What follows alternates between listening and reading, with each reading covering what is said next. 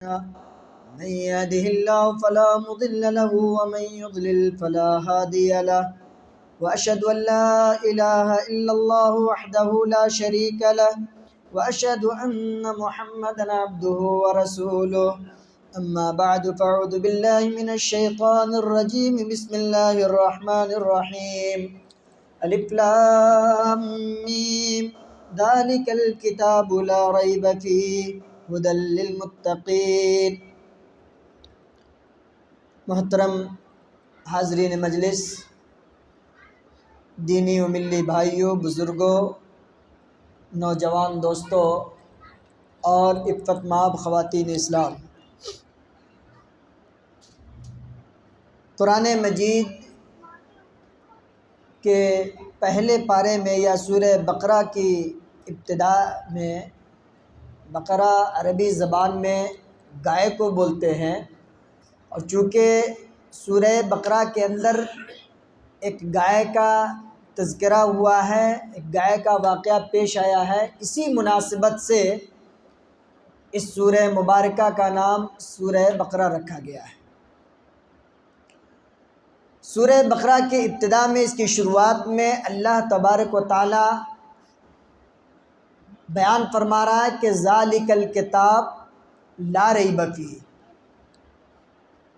یعنی یہ کتاب قرآن مجید یہ اللہ کی طرف سے نازل کردہ کتاب ہے۔ اللہ کی طرف سے یہ کتاب جناب محمد الرسول اللہ صلی اللہ علیہ وسلم کے قلب اطہر پر نازل کیا گیا ہے۔ لا ریب فیہ، اور یہ کتاب ایسی ہے کہ جس میں رتی برابر بھی شک و شبہ کی کوئی گنجائش نہیں۔ لا ریب فیہ ھدی للمتقین، اور کہا کہ ناہنجاروں کے لیے نہیں، یا ان لوگوں کے لیے نہیں جو دین کو اپنے خواہشات نفسانی کی بنیاد پر سمجھنا چاہتے ہیں، نہیں، بلکہ ھدی للمتقین، ان لوگوں کے لیے جن کے دلوں میں اللہ کا خوف ہے، اللہ کا تقوی ہے، تقوی والوں کے لیے ہدایت کی کتاب ہے۔ یہ پتہ یہ چلا کہ جن دلوں میں اللہ کا خوف پایا جاتا ہو، جن دلوں میں اللہ کی خشیت پائی جاتی ہو، انہی دلوں کے لیے اللہ کی طرف سے ہدایت ہے۔ اور ان متقین کا، ان ڈرنے والوں کی صفت کیا اللہ نے بیان کی؟ کَالَّذِينَ يُؤْمِنُونَ بِالْغَیْبِ، یہ ڈرنے والے لوگ کون ہیں؟ یہ جبہ اور دستار والے لوگ نہیں ہیں، بلکہ وہ لوگ ہیں جن کا ایمان، جو غیب کی چیزوں پر ایمان رکھتے ہیں۔ الذین یؤمنون بالغیب، غیب کی چیزوں پر ایمان رکھتے ہیں، جنت و جہنم پر ایمان رکھتے ہیں، قیامت کے دن پر ایمان رکھتے ہیں، قبر کے احوال پر ایمان رکھتے ہیں۔ وَيُقِيمُونَ الصَّلَاةَ، اور سنو، ساتھ ہی ساتھ نماز قائم کرنے والے بھی ہوں۔ یہ نہیں کہ ہم مسلمان ہو گئے، ہم قرآن کو مانتے ہیں لیکن نماز کا اہتمام نہیں کرتے ہیں، نماز قائم نہیں کرتے ہیں، تو پھر وہ لوگ متقیوں کی صف میں نہیں ہیں۔ یہ یاد رکھیے، صرف نام رکھ لینے سے مسلمان نہیں ہو سکتا۔ الذین یؤمنون بالغیب ویقیمون الصلاۃ ومما رزقناہم ینفقون، اور مومن کی ایک تیسری صفت یہ اللہ نے بیان کی کہ مومن وہ ہے کہ جو کچھ اللہ اس کو مال عطا کرتا ہے، اس مال میں سے خیر کے راستے میں، دین کے راستے میں، مسجد اور مدرسہ کی تعمیر و ترقی میں، یتیموں اور بیواؤں کی کفالت میں اور خیر کے کاموں میں خرچ کرتا ہے، وہی مومن ہے۔ مومن کون ہے؟ والذین یؤمنون بما انزل الیک وما انزل من قبلک وبالآخرۃ ھم یوقنون۔ مومن کے بڑے اوصاف بیان کیے اللہ نے اس قرآن مجید کے شروع میں ہی، کہ مومن وہ بھی ہے جو اس کتاب پر ایمان رکھتا ہو، یعنی قرآن مجید پر، اور قرآن مجید سے پہلے کی جتنی آسمانی کتابیں ہیں، انجیل ہو، زبور ہو، توریت ہو، صحف ابراہیم ہو، صحف موسیٰ، یعنی جو بھی آسمانی کتابیں ہیں، ان تمام کتابوں پر ایمان رکھتا ہو کہ یہ اللہ کی طرف سے بھیجی ہوئی کتاب ہے۔ اگر ذرہ برابر بھی اس میں ہم شک و شبہ کرتے ہیں تو پھر ایمان کے دائرے سے ہم نکل جاتے ہیں، ہمارا ایمان اس وقت خطرے میں پڑ جاتا ہے۔ تو اللہ نے صفات بیان کی، مومنوں کا تذکرہ کیا اور کہا کہ وَبِالْآخِرَةِ هُمْ يُوقِنُونَ، آخرت پر بھی وہ مکمل یقین رکھتے ہیں۔ اور آگے چل کر کے اللہ نے کہا کہ اولئک علی ھدی من ربہم، کہ یہی وہ لوگ ہیں جو اپنے رب کی طرف سے ہدایت کے راستے پر گامزن ہیں، جن کے اندر یہ صفات اگر پائے جاتے ہیں، ان صفات سے جن لوگوں نے اپنے آپ کو متصف کر لیا وہی لوگ ہدایت کے راستے پر ہیں، اور اللہ تبارک و تعالیٰ نے انہیں سند عطا کی ہے کہ اولئک ھم المفلحون۔ یہ صرف ہدایت کے راستے پر ہی نہیں ہے بلکہ اللہ کے ہاں بھی کامیاب یہی لوگ ہیں۔ اللہ اکبر، اللہ ہم سب کو ان لوگوں میں سے بنائے۔ اولئک ھم المفلحون، وہی لوگ ہیں جو کامیاب لوگوں میں سے ہیں۔ اور آگے چل کے اللہ تبارک و تعالیٰ نے پھر منافقوں کا، کافروں کا تذکرہ کیا اور کہا کہ ان الذین کفروا سواء علیہم اانذرتہم ام لم تنذرہم لا یؤمنون۔ اے نبی، آپ ان کو ڈرائیے تب بھی، نہیں ڈرائیے تب بھی، ہر حالت میں یہ ایمان لانے والے نہیں ہیں، یہ ایمان کے صفات سے اپنے آپ کو متصف کرنے والے نہیں ہیں۔ تو پھر اس کے بدلے میں اللہ نے کیا کیا ان کے ساتھ؟ ختم اللہ علی قلوبہم۔ وہ جب اللہ کی آیتوں کو جھٹلا رہتے، اللہ کے نبیوں کو جھٹلا رہتے اور طرح طرح کے ہیلے بہانے کر رہتے، تو اللہ نے کہا کہ ختم اللہ علی قلوبہم، اللہ نے ان کی دلوں پر مہر لگا دی۔ کیوں مہر لگا دی؟ ختم اللہ علی قلوبہم، وہ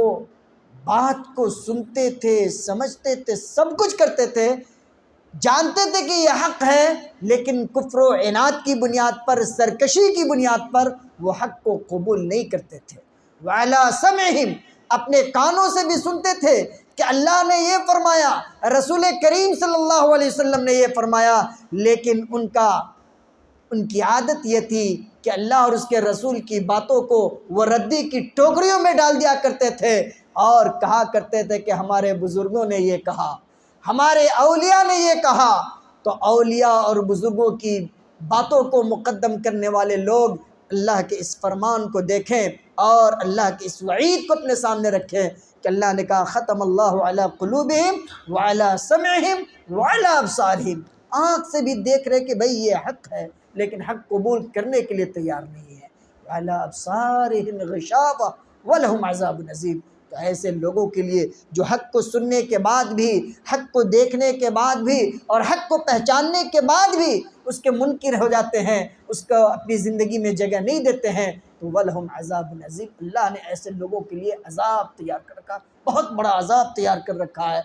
اللہ تبارک و تعالی ہم سب کو ایسے دن سے اور ایسے برے حالات سے اللہ ہم سب کی حفاظت فرمائے۔ اور آگے چل کے اللہ تبارک و تعالیٰ نے کہا انہی منافقین کے بارے میں جو شک و شبہ کی بیماری میں مبتلا تھے، قرآن پر شک کرتے تھے، دین پر شک کرتے تھے، تو ان کے بارے میں اللہ نے کہا کہ فی قلوبہم مرض، ان کے دلوں میں مرض ہے، بیماری ہے۔ اور یہاں مرض سے مراد کوئی جسمانی بیماری نہیں بلکہ روحانی بیماری ہے، کہ ان کے دلوں میں بغض ہے، ان کے دلوں میں شک و شبہ ہے۔ فی قلوبہم مرض فزادہم اللہ مرضا، اور جب کوئی انسان اپنے دل میں شک و شبہ پیدا کر لے، پال لے، تو پھر اللہ کہتا ہے کہ فزادہم اللہ مرضا، اللہ مزید اس بیماری کو بڑھا دیتا ہے۔ تو ہمیں بھی یہ دعا کرنا چاہیے کہ اللہ تبارک و تعالی ہمارے دلوں کو شک و شبہ سے پاک کر دے اور اس سے حفاظت کرے اللہ ہم تمام مسلمانوں کی،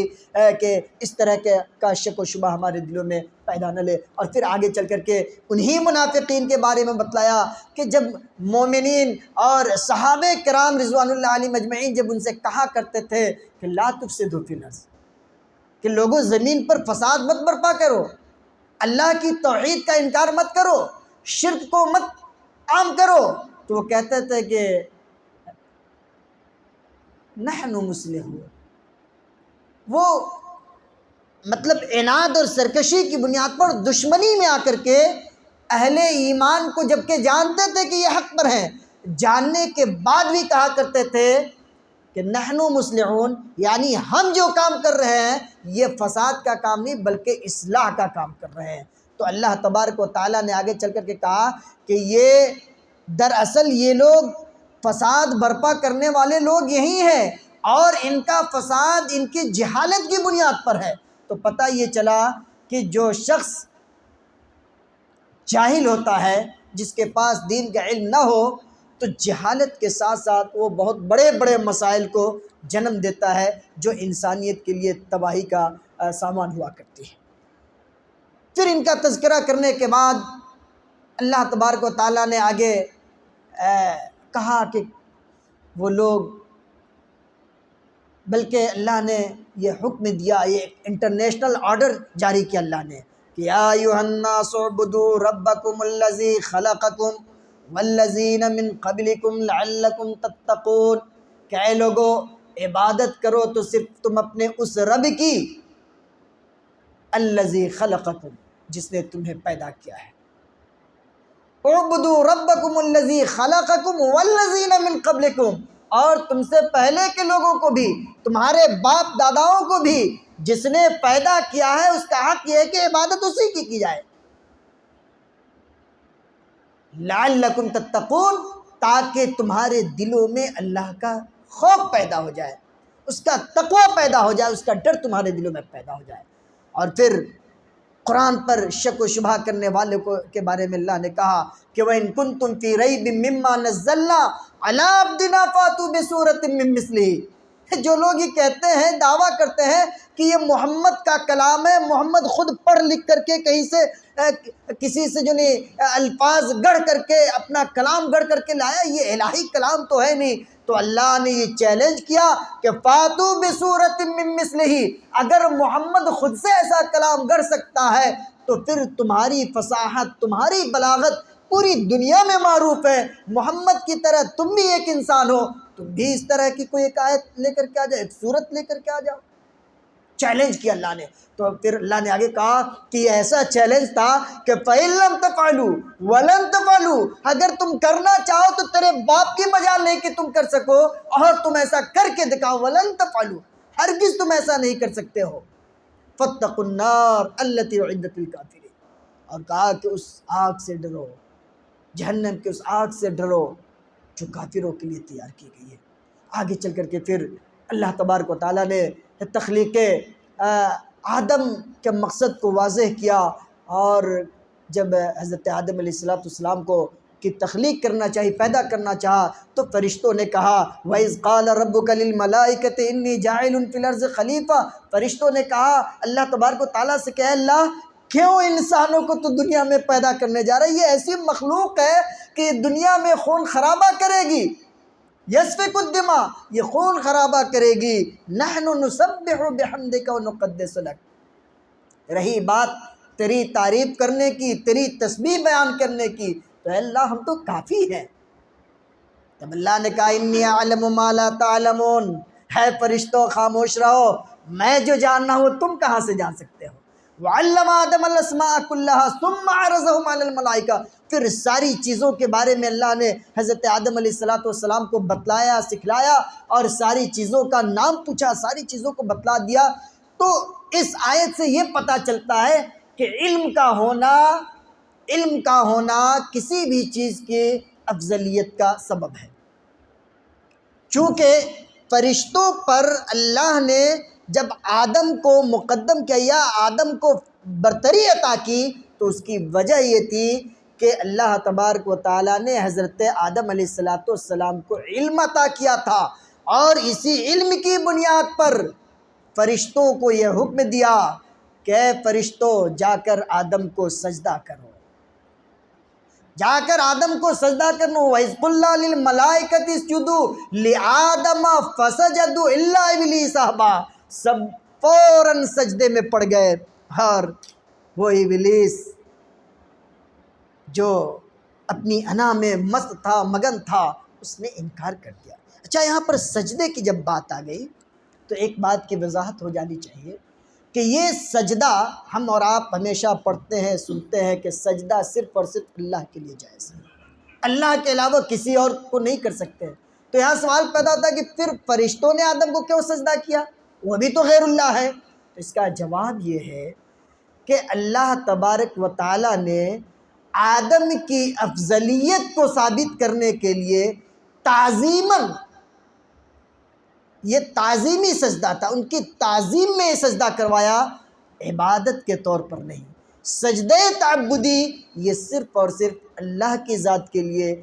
خاص ہے، کسی اور کے لیے نہیں۔ تو حضرت آدم علیہ السلام کو فرشتوں نے جو سجدہ کیا تھا وہ تعظیمی سجدہ کیا تھا، اور وہ حکم اسی وقت تک کے لیے مختص تھا۔ بعد میں اللہ کے رسول صلی اللہ علیہ وسلم کی ایک روایت آتی ہے کہ حضرت معاذ بن جبل رضی اللہ تعالیٰ عنہ یہ شام سے تشریف لائے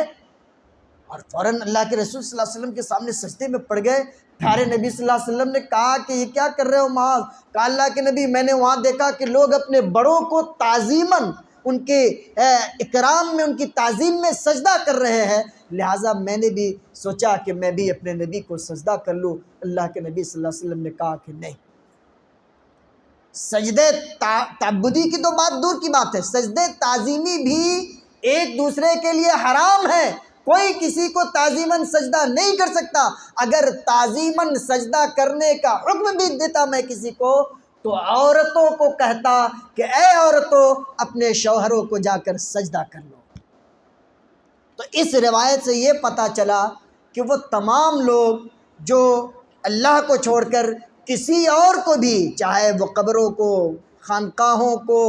آستانوں کو، یا کسی شخصیت کو، پیڑ کو، پودوں کو، کسی بھی چیز کو اگر کوئی شخص تعظیماً بھی سجدہ کرتا ہے تو یہ حرام ہے، حرام ہے قرآن کی آیت کی روشنی میں۔ اس لیے ہمیں اور آپ کو جب بھی سجدہ کرنے کی حاجت پیش آئے تو اللہ کے دربار میں جا کر سجدہ کرنا چاہیے۔ وہی ذات مسجود ہے، وہی ذات سجدے کے لائق ہے۔ اور پھر آگے چل کر کے اللہ تبارک و تعالیٰ نے مومنین کا اور کافروں کا سب کا تذکرہ کیا کہ مومن ہوں گے تو ان کو اللہ کی جنت حاصل ہوگی، اور اس جنت میں طرح طرح کی نعمتیں ہوں گی۔ جو کافر ہوگا اور جو منافق ہوگا پھر وہ جہنم کی طرف جائے گا۔ اور پھر جا کر کے آگے اللہ تبارک و تعالیٰ نے عقیدہ توحید کو پھر مضبوطی کے ساتھ بیان کیا، کہا کیف تکفرون باللہ وکنتم امواتا فاحیاکم ثم یمیتکم ثم یحییکم۔ جو لوگ یہ عقیدہ رکھتے ہیں، ناستک لوگ، کہ مر جانے کے بعد کوئی زندگی نہیں ہے، مٹی میں انسان مل جائے گا، آگ میں جلا دیا گیا، ہوا میں راکھ کی شکل میں ہوا میں اڑ گیا، کہانی ختم ہو گئی۔ کہا نہیں، کیف تکفرون باللہ، کیسے اللہ کا انکار کرتے ہیں وہ لوگ؟ وکنتم امواتا، تم اپنی پیدائش سے پہلے کچھ نہیں تھے، تمہارا کوئی وجود نہیں تھا، لیکن اللہ نے فاحیاکم، اللہ نے تمہیں زندہ کیا، زندگی عطا کی، ثم یمیتکم، پھر تم مر جاؤ گے، ثم یحییکم، پھر زندہ کیے جاؤ گے، ثم الیہ ترجعون، پھر اللہ کے دربار میں تم حاضر کیے جاؤ گے۔ اور پھر آگے حضرت یہ ادھر بنی اسرائیل کے واقعے کو بیان کیا اللہ تبارک و تعالیٰ نے اس پارے کے اندر، اور کہا کہ یہ اتنی سرکش قوم تھی، اسے حکم ہوا کہ اللہ کے راستے میں گائے ذبح کرو۔ کچھ غلطی ان لوگوں نے کی تھی، کچھ گناہ سرزد کیا تھا، تو حضرت موسیٰ علیہ السلام نے کہا کہ تم گائے ذبح کر لو۔ اب وہ قوم اتنی سرکش تھی، اتنی نافرمان تھی کہ ہر موڑ پر اپنے نبی کی تکذیب، نبی کو جھٹلانا اور اللہ کے احکام و فرامین میں شک و شبہ پیدا کرنا ان کا شیوا تھا۔ حضرت موسیٰ علیہ السلام نے کہا کہ تم گائے ذبح کرو۔ اب یہ قوم بار بار سوال کرے، اسی لیے کثرت سوال سے منع کیا گیا ہے۔ جب کوئی حکم آ جائے اللہ اور اس کے رسول کا تو اس میں قیل و قال، اگر ایسا ہوتا ویسا ہوتا، اچھا ٹھیک ہے مولوی صاحب میں آپ سے یہ مسئلہ پوچھ رہا ہوں، اور ٹھیک آپ نے تو صحیح بتایا، لیکن ایسا ہے کہ غربت کی وجہ سے ایسا کرنا پڑتا ہے۔ مثال کے طور پر کوئی آدمی آ کر کے پوچھتا ہے کہ مولانا انٹرسٹ لینا کیسا ہے، سود کھانا کیسا ہے؟ اب ان کو بتلایا جاتا ہے کہ بھائی سود لینا دینا ہر طرح سے حرام ہے، پھر کہتے ہیں لیکن مجھ سے مجبوری ہے، تجارت کرنی ہے، اور کوئی بھی کام بغیر پیسے کے نہیں ہو رہا۔ تو یہ اس طرح اگر مگر والی بات نہیں ہونی چاہیے، بس اللہ اور اس کے رسول کا جو حکم ہے تو ہے، ہمیں اس کو ماننا ہے۔ یہی ایمان کا تقاضا بھی ہے، اور ایسے ہی لوگ کامیاب بھی ہوئے ہیں۔ بلکہ اللہ نے ایک جگہ کہا کہ وَاسْتَعِینُوا بِالصَّبْرِ وَالصَّلَاةِ، کہ نماز کے ذریعے اور صبر کے ذریعے آپ اللہ کی مدد حاصل کیجئے۔ ہم نماز نہیں پڑھیں گے، ہم مصائب و مشاکل میں اللہ کے حضور صبر نہیں پیش کریں گے، تو پھر ہمیں کامیابی کہاں سے ملے گی؟ اور یاد رکھیے، جو شخص صبر کرتا ہے اور صبر کے ذریعے جو اس کی مدد ہوتی ہے، مفسرین لکھتے ہیں کہ صبر کے ذریعے اللہ کی مدد حاصل کرنے والا شخص کبھی جھکتا نہیں، اللہ اس کو کبھی ذلیل نہیں کرتا ہے۔ اور نماز کے ذریعے اگر کوئی مدد حاصل کرتا ہے اللہ سے، تو اللہ اس کے مقام و مرتبہ کو بلند کرتا ہے۔ اللہ اکبر، یہ اتنی بڑی چیز ہے، تو ہمیں اس چیز کا بھی خیال رکھنا چاہیے۔ اور قیل و قال سے بہت زیادہ، کثرت سوال سے بہت زیادہ پوچھنے سے کہ ہم نے تو آج مولانا کو پانی پلا دیا، ہم نے تو آج فلاں کی بولتی بند کر دی، نہیں، اللہ اور اس کے رسول کا جو حکم آ جائے اسی پہ سر تسلیم خم کر دینا ہے۔ یہی گناہ تھا یہودیوں کا، ان سے کہا جاتا کچھ اور کرتے کچھ، اور پھر بعد میں جا کر کے اپنے نبی سے لڑتے جھگڑتے۔ تو پھر اللہ تبارک و تعالیٰ نے اس قوم سے جو بھی نعمتیں اللہ نے عطا کی تھی، وہ من و سلوہ کا اترنا، امامت، بادشاہت، سلطنت، حکومت، ساری چیزوں کو اللہ نے ان سے چھین لیا، اور چھیننے کے بعد حضرت ابراہیم علیہ السلام کی دوسری اولاد حضرت اسماعیل علیہ السلام کی ذریت میں منتقل کر دیا، اور اسی ذریت سے ہمارے اور آپ کے اور پوری کائنات کے نبی جناب محمد رسول اللہ صلی اللہ علیہ وسلم تشریف لائے۔ اور یہ ابراہیم و اسماعیل کی دعاؤں کا نتیجہ، جب ان لوگوں نے توحید کے راستے کو اپنایا اور جب طرح طرح کی آزمائشیں آئیں، تو پھر اللہ نے دیکھیں اہل توحید کو، چاہے دنیا میں ہو یا آخرت میں، اللہ اہل توحید کو ہمیشہ سربلند کیا ہے، اور اس نے وعدہ کیا کہ ہم اس کو سربلندی عطا کریں گے۔ تھوڑی دیر کے لیے مسائل آ سکتے ہیں، مشاکل کا سامنا کرنا پڑ سکتا ہے، جان کو خطرہ پڑ سکتی ہے، سب کچھ ہو سکتا ہے، لیکن اللہ کی بارگاہ میں سرخرو وہی ہوگا جو توحید پر قائم ہوگا۔ اللہ نے کہا وَإِذِ ابْتَلَىٰ إِبْرَاهِيمَ رَبُّهُ بِكَلِمَاتٍ فَأَتَمَّهُنَّ۔ آپ تاریخ پڑھنے والے لوگ جانتے ہیں کہ ابراہیم کو کتنا ستایا گیا، کتنی آزمائش ہوئی، گھر چھوڑنا پڑا، ماں باپ کو چھوڑنا پڑا، جلتے آگ میں کودنا پڑا، سب کچھ کرنا پڑا، بیوی بچوں سے دور ہونا پڑا، طرح طرح کی آزمائشوں سے دوچار ہونا پڑا۔ اور جب تمام آزمائشوں میں کھڑے اترتے گئے تو اللہ نے آخر میں ان کو ایک منصب عطا کیا، ایک عہدہ عطا کیا، کہا ابراہیم ہر طرح کی پریشانیوں کو تو نے برداشت کر لیا، اب اس کا صلہ یہ ہے کہ انی جاعلک للناس اماما، رہتی دنیا تک کے لیے پوری دنیا کا میں تجھے امام بنا کر کے بھیج رہا ہوں۔ پھر حضرت ابراہیم علیہ السلام نے بڑی پیاری دعا کی، کہا وَمِن ذُرِّيَّتِي، اے اللہ میری ذریت کو بھی تو لوگوں کی امامت عطا کرنا۔ اللہ نے کہا کہ لا ینال عہد الظالمین، سن ابراہیم تیری ذریت میں جو لوگ توحید پر قائم رہیں گے، اللہ کی ذات میں کسی کو شریک نہیں ٹھہرائیں گے، ان کے لیے یہ رتبہ قیامت تک باقی رہے گا، یہ مقام و مرتبہ ان کو ملتا رہے گا۔ لیکن تمہاری ذریت میں سے جو لوگ شرک کے راستے کو اختیار کرے گی، پھر یہ مقام و مرتبہ اسے حاصل نہیں ہوگا۔ حضرت ابراہیم و اسماعیل نے کعبے کی تعمیر کی، سب کچھ کیا، اور یہ سب اسی کا نتیجہ ہے کہ اللہ نے ان کو امامت عطا کی، اور پھر انہوں نے گھر تعمیر کی جسے آج بیت اللہ کے نام سے ہم اور آپ جانتے ہیں، اور وہ ادا اللہ کو اتنی پسند آئی کہ حضرت عمر بن خطاب رضی اللہ تعالیٰ عنہ کہہ رہے ہیں کہ اللہ کے رسول صلی اللہ علیہ وسلم، یہ کعبہ کی جو تعمیر ہوئی ہے اور اس میں مقام کعبہ جو ہے، میری دلی خواہش ہے کہ میں اس کو نماز پڑھنے کی جگہ بنا لیتا، اتنا سننا تھا کہ اللہ تبارک و تعالیٰ نے فوراً یہ آیت کریمہ نازل فرمائی وَاتَّخِذُوا مِن مَّقَامِ إِبْرَاهِيمَ مُصَلًّى، کہ لوگوں مقام ابراہیم کو نماز پڑھنے کی جگہ بنا لو۔ اللہ اکبر، کتنا بڑا انعام ہے۔ یہ سب توحید کے ثمرات ہیں، توحید کے فوائد ہیں، توحید کی بنیاد پر اللہ نے وہ سربلندی عطا کی ہے۔ اور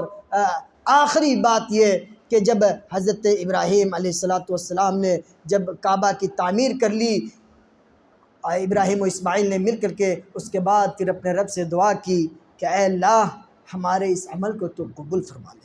اس کا مطلب یہ ہوا کہ ہم کوئی بھی عمل کریں، ہم روزہ رکھیں، نماز پڑھیں، تلاوت کریں، جو بھی عمل کریں، عمل کر لینا ہی کافی نہیں ہے، بلکہ عمل کرنے کے ساتھ ساتھ اس کی قبولیت کی بھی اللہ سے دعا کرتے رہنا چاہیے، اور ہمیشہ اس کے دربار میں توبہ اور استغفار کرتے رہنا چاہیے۔ ابراہیم اسماعیل نے کہا نا وَإِذْ يَرْفَعُ إِبْرَاهِيمُ الْقَوَاعِدَ مِنَ الْبَيْتِ اسماعیل رَبَّنَا تَقَبَّلْ مِنَّا إِنَّكَ أَنْتَ السَّمِيعُ الْعَلِيمُ، اے اللہ تو ہمارے اس عمل کو قبول فرما لے، تو ہی سننے والا ہے، تیرے علاوہ اور کوئی نہیں جو میری پکار کو سن سکے۔ اور ساتھ ہی ساتھ یہ بھی دعا کیا ربنا وابعث فیہم رسولا منہم یتلو علیہم آیات، اے اللہ یہ جو موجودہ لوگ ہیں انہی لوگوں میں سے ایک نبی بھیج دے، ایک رسول بھیج دے جو تیری آیتوں کو لوگوں تک بیان کرتے رہے اور ان کا تزکیہ کرتے رہے۔ اللہ نے ان کی دعا کو قبول کیا اور جناب محمد رسول اللہ صلی اللہ علیہ وسلم کو حضرت اسماعیل علیہ السلام کی اولاد میں سے منتخب فرمایا اور پوری امت کے لیے نبی بنا کر بھیجا۔ اور سب سے آخری چیز یہ کہ یہ توحید اتنی اہم شے ہے کہ تمام نبیوں نے اس کی دعوت دی ہی، اور اس میں ایک نقطہ ہمیں یہ بھی سامنے نظر آ رہا ہے وَوَصَّى بِهَا إِبْرَاهِيمُ بَنِيهِ وَيَعْقُوبُ، جب حضرت ابراہیم علیہ السلام اور حضرت یعقوب علیہ السلام نے اپنی اولاد کو یہ وصیت کی یا بنی ان اللہ اصطفیٰ لکم الدین فلا تموتن الا وانتم مسلمون، کہ اے میرے بیٹو یہ دین اسلام جس کو اللہ نے تمہارے لیے منتخب کیا ہے اس کو تھامے رہنا، پکڑے رہنا، فلا تموتن الا وانتم مسلمون، اور جب تمہاری موت ہو، جب اس دنیا سے جاؤ تو اسی اسلام کی حالت پہ جانا، اس پہ قائم رہنا، اس کو چھوڑ کر کے مت جانا، اگر اس کو چھوڑ کے جاؤ گے تو برباد ہو جاؤ گے۔ اور پھر اخیر میں چلتے چلتے حضرت یعقوب علیہ السلام نے یہ عہد لیا اپنے بچوں سے، کہا توحید کا دیکھیں کتنا زبردست پاٹ پڑھایا۔ آج ہم کتنے غافل ہیں کہ آج ہم اپنے بچوں کو، اپنی اولاد کو، اپنے